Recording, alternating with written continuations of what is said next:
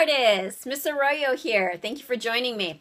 Today's lesson is going to be about how to photograph your two-dimensional or flat artwork to submit online or electronically. Let's go ahead and take a look at our board. So your goal for today is clear, straight photos. Okay? How you're going to do that is there are two main variables or things that can be changed that you need to keep in mind. And that is that you have to adjust your angle and your lighting. Those are the two main things. Why? Because the photo should look intentional. There's that magic word. You hear me say it all the time in art class if you're in my class.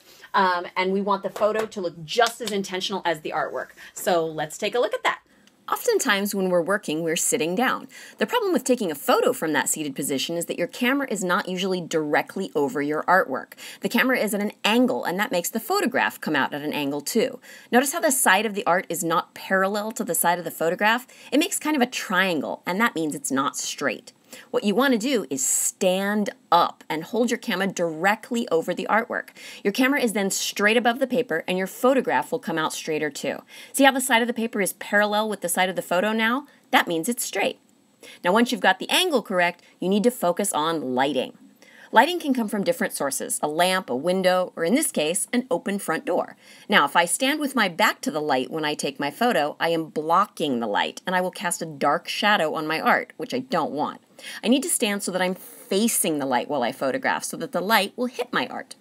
Sometimes I even take photos of art on the floor. That's fine, but the same rules apply. If you have your back to the light, you will cast an unwanted shadow on your art. Face the light while you photograph.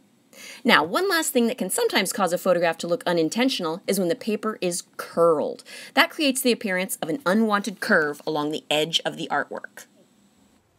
So if the paper is curled like that, you just need to find an edge of a table or a desk or a dresser, and you're going to gently sort of go like this so that it uncurls it.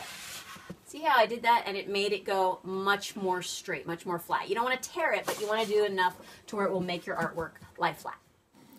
And those are the main variables to consider when photographing your art. There's lots of digital editing that can be done after the photo is taken, but angle and lighting are the first two factors that must be correct in order to take a clear, straight photo of your 2D art.